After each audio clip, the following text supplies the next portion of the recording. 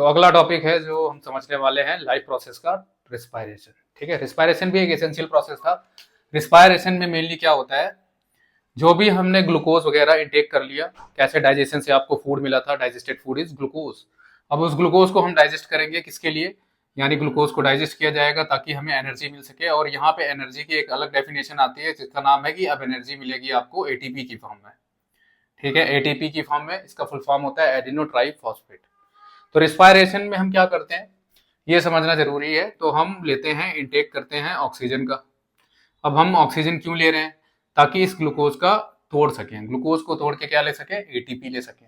ठीक है, तो लास्ट फाइनल हमें जो चाहिए होता है हमारी बॉडी को, वो क्या चाहिए, ग्लूकोज से एनर्जी, एनर्जी किसकी फॉर्म में, एटीपी। और बाकी जो इसका एंड प्रोडक्ट है CO2 और वाटर रिमूव करना, वो चीजों के बारे में समझते हैं।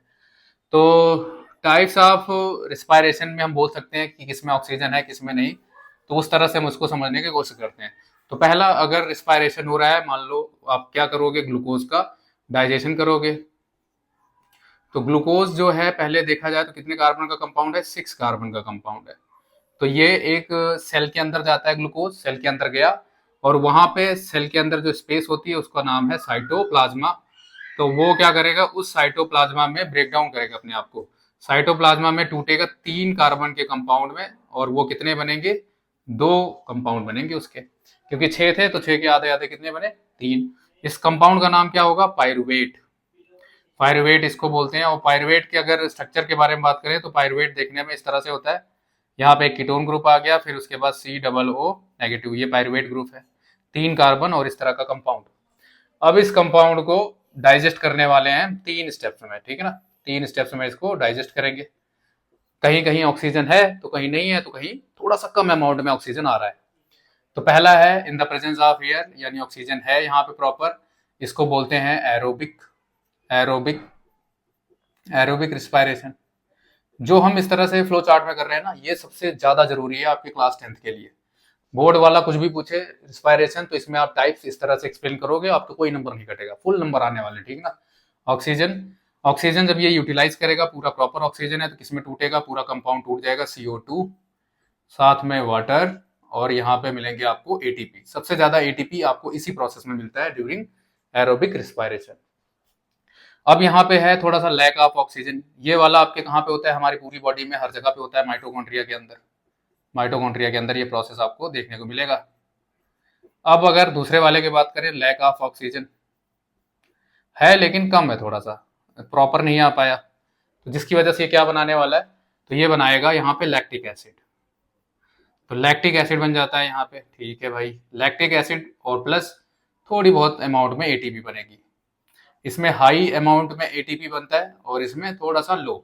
ठीक है ना, लैक्टिक एसिड बन जाएगा, और लैक्टिक एसिड बनेगा, फिर साथ में अब देखा जाए तो लैक्टिक एसिड में कितने कार्बन होते हैं, तो ये लैक्टिक एसिड है, यहाँ पे OH बन जाएगा और COOH, जो अपना ये कीटोन ग्रुप था यहाँ पे, अभी बड़ी क्लास में आप सुनोगे ये कीटोन ग्रुप होता है, तो ये इसका रिडक्शन हो जाता है, देखो इस तरह से।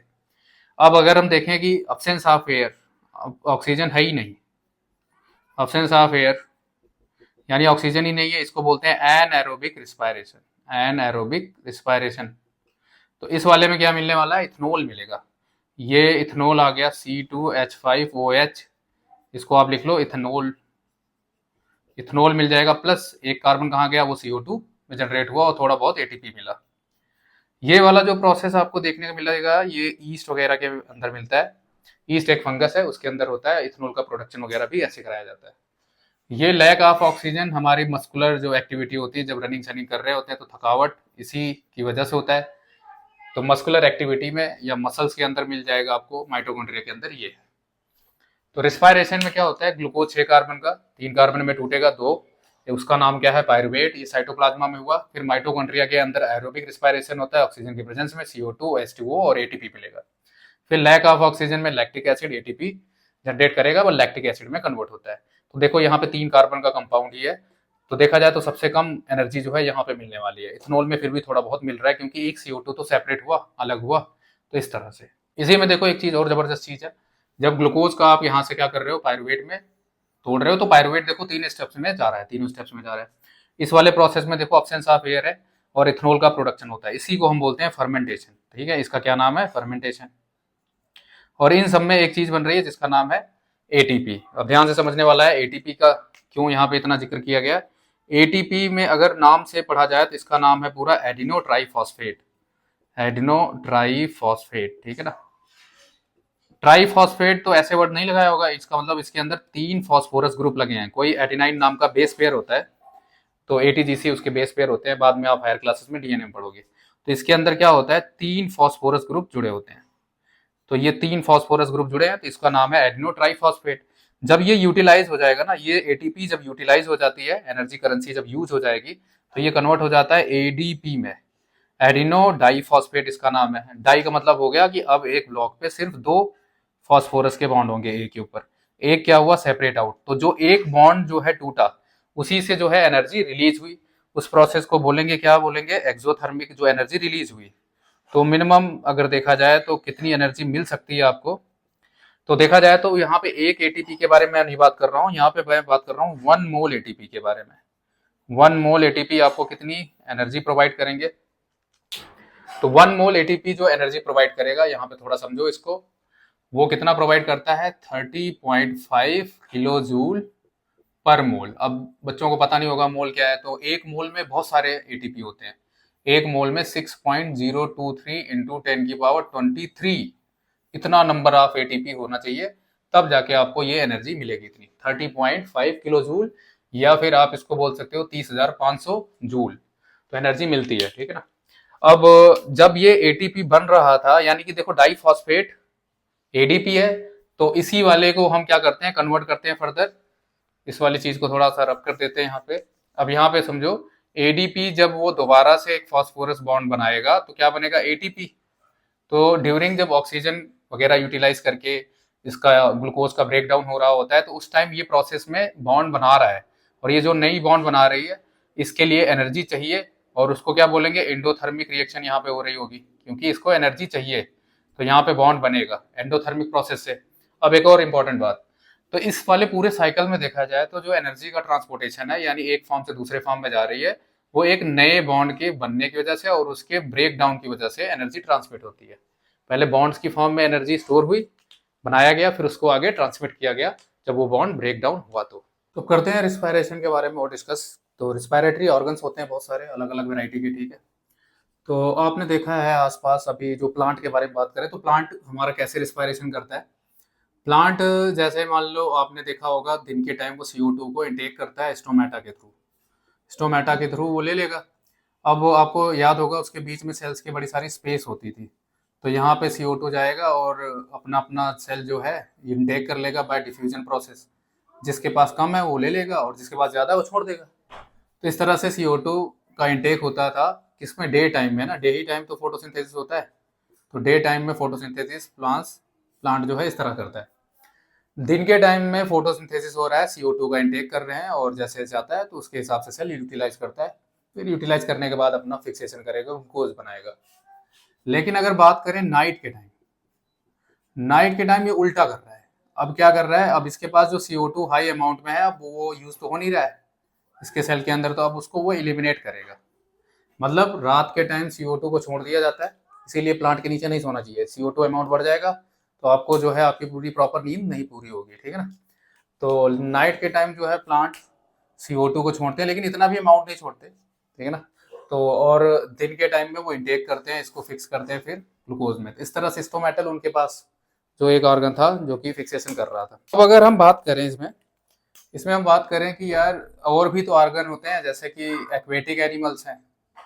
तो एक्वेटिक जो एनिमल्स हैं वो कैसे इंटेक करते होंगे ऑक्सीजन वगैरह का, तो ऑक्सीजन का जो अमाउंट है पानी के अंदर वो बहुत कम है, ऑक्सीजन अमाउंट। अगर हम बात करें एक्वेटिक एनिमल्स के अंदर, तो ऑक्सीजन जो है पानी के अंदर जो है बहुत कम होता है, ठीक है, हवा के कंपैरिजन में। तो इसकी वजह से देखा जाए तो एक्वेटिक जो एनिमल्स हैं वो बेचारे गिल्स के थ्रू जो है रिस्पायरेशन करते हैं, ब्रीथिंग करते हैं या एक्सचेंज ऑफ गैसेस करते हैं।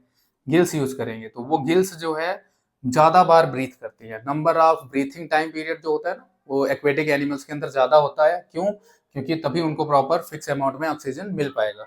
तो मछली क्या करती है, पानी को पिएगा, मछली जो है पानी को पीता है, और पानी जो अंदर चला गया वो जैसे गिल्स के कांटेक्ट में आता है तो उसमें से वो ऑक्सीजन को फटाफट खींच लेता है, ठीक है ना। तो इस तरफ से गिल्स जो है ऑक्सीजन को खींच लेंगी, और फिर पूरी बॉडी में वो सर्कुलेट होता है। तो इस तरह से इनके अंदर इनटेक करता है। तो गिल्स इनके अंदर आ गया।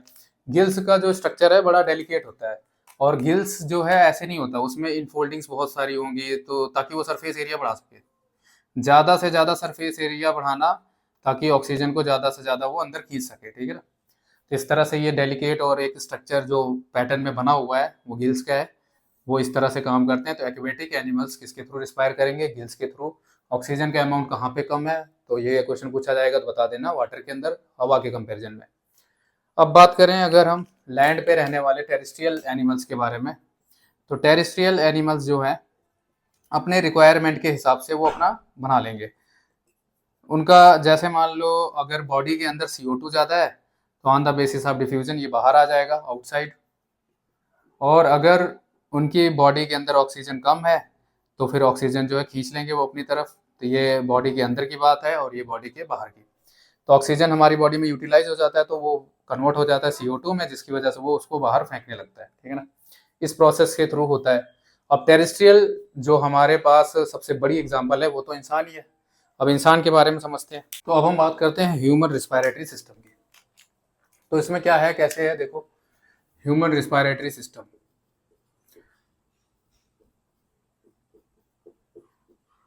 ह्यूमन रिस्पायरेशन, तो इसमें ध्यान से देखा जाए तो यहाँ पे नाक की ओपनिंग है, नॉस्ट्रिल्स बोलते हैं, ये आ गया नेजल पैसेज। यहाँ से हवा जब जाएगी तो इसके अंदर छोटे छोटे हेयर्स होते हैं, ठीक है ना। डस्ट वगैरह फ्री करने के लिए हेयर्स मिल जाएंगे यहाँ पे। फिर इस वाले एरिया में यहाँ पे म्यूकस रिलीज होता है।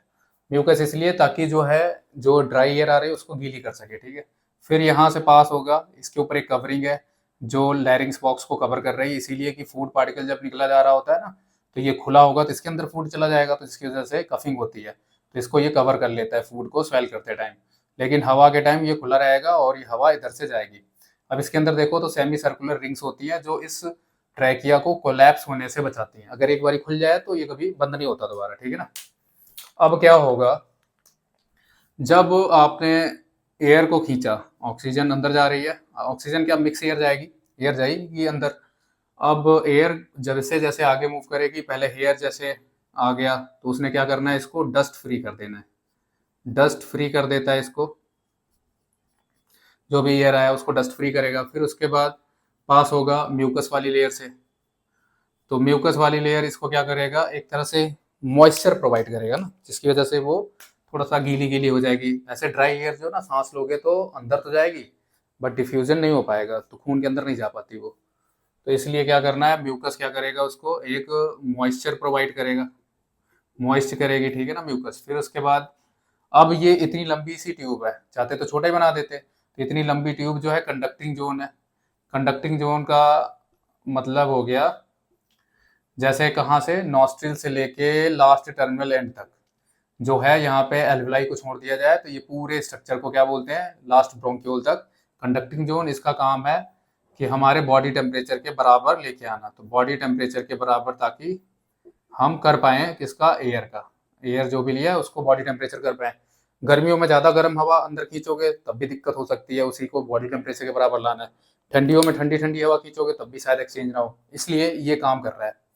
अब इस वाले हिस्से को देखा जाए तो यहाँ से देखो ब्रोंक्यूल्स आ गए यहाँ। तो आप देखो यहाँ पे जो नॉस्ट्रिल से लेके ये पूरा का पूरा लास्ट टर्मिनल एंड ब्रोंक्यूल तक का जो जोन है ना, that is called conducting zone. इसको हम कंडक्टिंग जोन बोलते हैं। तो इसका मेन काम होता है बॉडी टेम्परेचर के बराबर लाना, ठीक है। अब यहाँ पे और एक बात समझने वाली है, कुछ स्ट्रक्चर्स और हैं डिफरेंट डिफरेंट। अब ये जो लंग्स हैं हमारा, इसके हर एक एल्वेलाई को यहाँ पे ब्लड वेसल कवर करती हैं। ब्लड वेसल कवर करेंगी आके, ताकि ये जो डिफ्यूजन से हाई जब कंसंट्रेशन जहाँ पे होगा, जैसे ये ब्लड वेसल है और ये एल्वेलाई है, यहाँ पे ऑक्सीजन का लेवल ज़्यादा है, यहाँ पे CO2 का लेवल ज़्यादा है, तो CO2 भाग के यहाँ चली जाएगी और ये यहाँ आ जाएगी।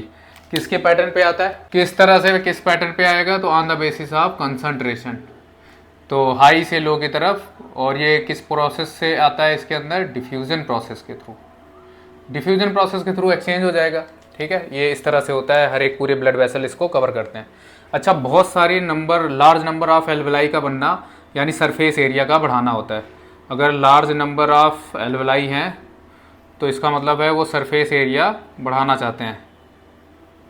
तो ये अगर बढ़ रहा है तो इसका मतलब है सरफेस एरिया इंक्रीज हो जाएगा, सरफेस एरिया इंक्रीज हो जाएगा। और अगर ये इंक्रीज हो जाएगा तो क्या होगा, एक्सचेंज ऑफ गैसेस बड़े अच्छे से हो सकता है। एक्सचेंज ऑफ गैसेस जो है, एक्सचेंज ऑफ गैसेस प्रॉपर होगा, ठीक है, ज़्यादा से ज़्यादा परफेक्टली हो सकता है। अब देखा जाए तो इसमें जो आगे यहाँ से डिफ्यूजन से चला गया ब्लड के अंदर, तो ब्लड के अंदर यहाँ पे कौन सी चीज़, कौन से सेल होते हैं, यहाँ पे खास तरह के सेल्स हैं जिनका नाम है RBC. RBC red blood cell होता है, इनके अंदर रेड कलर का पिगमेंट होता है जिसका नाम है हेमोग्लोबिन। कौन सा पिगमेंट, हेमोग्लोबिन, जो इसको क्या करता है, आयरन से बना हुआ है और ये ऑक्सीजन को लेके जाएगा, कैरी करता है ये ऑक्सीजन, ठीक है, ऑक्सीजन लेके जाता है। मेनली ऑक्सीजन का ट्रांसपोर्टेशन आरबीसी के थ्रू होता है, 97% आप हायर क्लासेस में पढ़े हुए भी, ठीक है ना।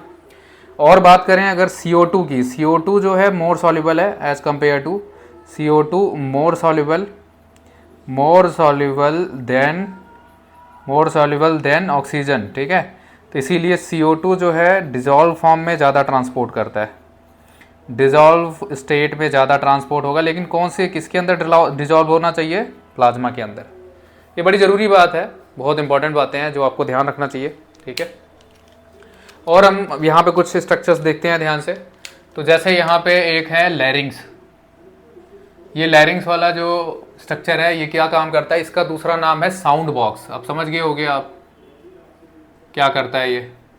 जैसे मैं बोल पा रहा हूँ, आप सुन पा रहे हो, और आप भी बोलोगे तो कोई सुनेगा, तो इसका मतलब है ये प्रोसेस लैरिंग्स के थ्रू हो रहा है। लैरिंग्स एक बॉक्स होता है जिसके अंदर जो है बोन्स होती हैं, इस तरह से दो बोन्स हैं, तो जिनके वाइब्रेशन से फ्रीक्वेंसी बनती है, उस फ्रीक्वेंसी को हम सुनते हैं। तो साउंड बॉक्स का काम करता है लैरिंग्स।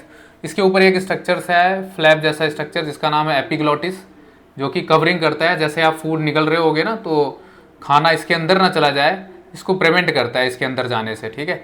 ये वाली देखो सेमी सर्कुलर रिंग्स होती हैं, कोलैप्स होने से बचाती हैं।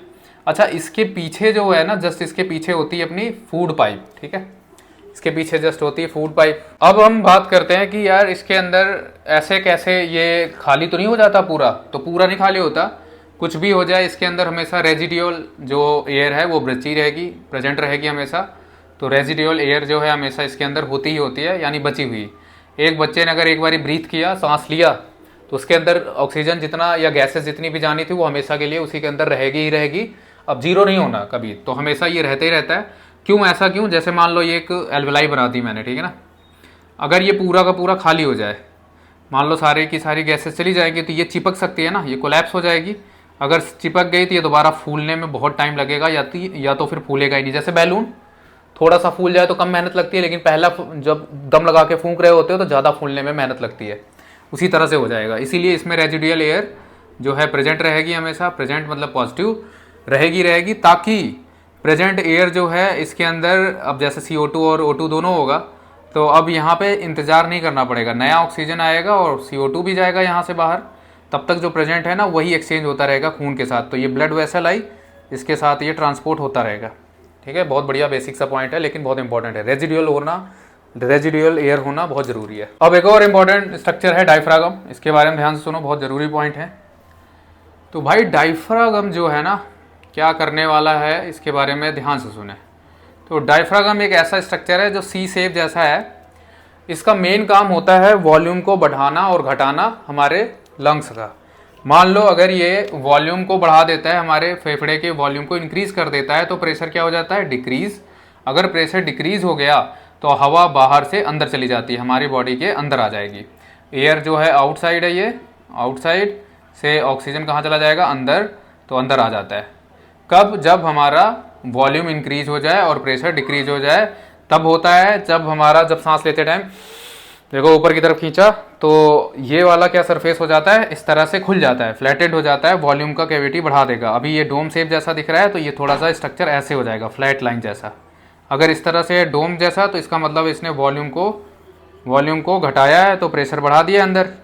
तो अब जो है हवा फटाफट CO2 वगैरह बहुत ज़्यादा होगी तो वो बाहर चली जाएगी आउटसाइड। तो इस प्रोसेस पे हमारा ये डायफ्रागम इसमें मेंटेन करता है कि कैसे हमें एक्सचेंज करवाना है गैसेस को, ठीक है ना। तो अब हम अगर देखा जाए तो अगले टॉपिक के बारे में बात करें, तो अगर स्मोकिंग के बारे में बात करें, स्मोकिंग, ठीक है, बहुत सारे लोग करते हैं, ठीक है ना।